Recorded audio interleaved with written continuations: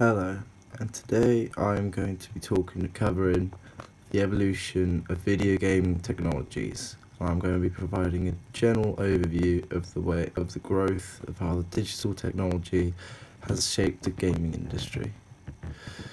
It all started with the release of the Atari Pong, and this was the first commercially successful video game which acted as a pioneer for arcade games with two-dimensional graphics.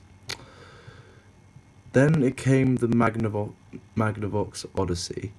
This console had limited graphic capabilities and came with non-electronic gaming accessories, such as a die, a deck of cards, and poker chips.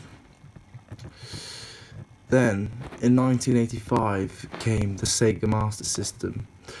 This console claimed much success due to its groundbreaking graphics and sound, and was estimated to have sold 13 million units at the time.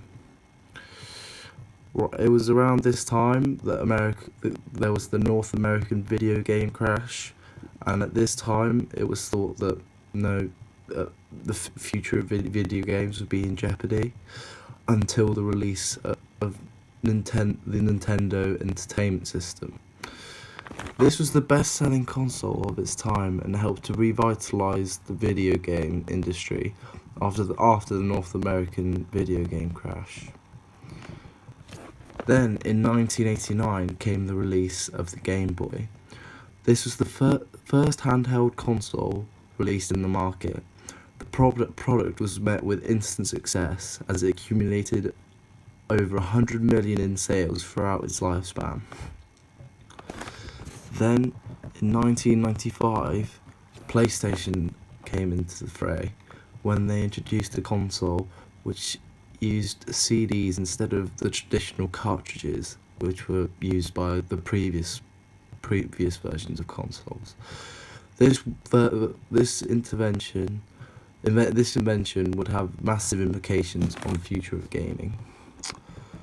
PlayStation then released a sequel 5 years later and brought out the PlayStation 2, which happens to be the best-selling video game console of all time, selling over 150 million units during its life cycle. Microsoft then entered the race in 2002 with the release of the original Xbox model as a direct competitor against the PlayStation 2. Nintendo then came back again in 2004 when they introduced distinctive new aspects of handheld gaming, such as voice recognition and wireless connectivity in their Nintendo DS device. PlayStation then jumped on the bandwagon and released their own handheld device, which possessed the same capabilities as their most popular console in the PlayStation 2. It was developed as a direct competitor against the Nintendo DS, and its high-end graphics made the PSP a major mobile entertainment device that was loved by many. Also in 2005, Xbox released their own 7th generation console with the successor of the original model in the Xbox 360. It was designed as a multimedia hub for living room entertainment, and the owners of the 360 would be able to purchase and stream music, TV shows, and films through their device. Nintendo then come back again with their own interactive console, which offered a revolutionary motion-sensing remote, meaning that the players' real-life actions are replicated in the game. The Nintendo Wii was able to target a broader demographic than its competitors by targeting families and more casual gamers, resulting in them selling over 100 million copies and achieving unanimous success. Then in 2006, there is a release of the PlayStation 3. This was the first console to use a Blu-ray disc as its primary source medium. Sony also gave their audience a free social network platform, the PlayStation Network, which, unlike its competitor, is free to use. Nintendo then released their own own interactive game as well, when they came out with the first 8th generation console. And this was the first Nintendo device that could support HD graphics. The primary controller consisted of a gamepad, which was embedded with an interactive touchscreen. However, this model was met with much criticism, with one of the issues regarding its low battery life. Nintendo opted to rectify this mistake when they launched their successor. Then, in 2013, Microsoft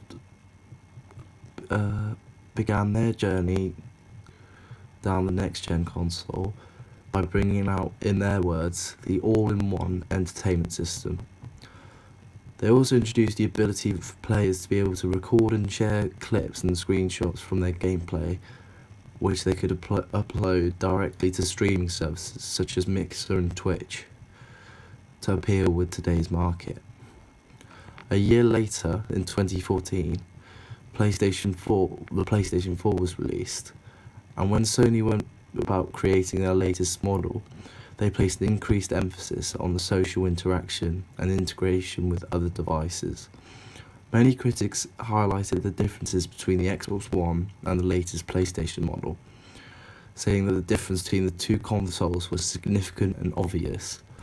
To highlight this, the total sales of PS4 had accumulated by the end of 2017 had reached 73 million, whereas the counterpart model, designed by Microsoft, had sold around the 30 million mark, meaning that they had managed to sell less than half the units of their competitor. Lastly, in 2017, the last console to be released was the Nintendo Switch, and the Nintendo Switch went about rectifying the failings of the previous model in the Wii U by producing a hybrid console that could be used in both stationary and portable settings. They acted by releasing this model due to the increase in popularity in the mobile gaming market, meaning that they would be able to tap into this market by introducing a multi-purpose device that can be used as a tablet or a console.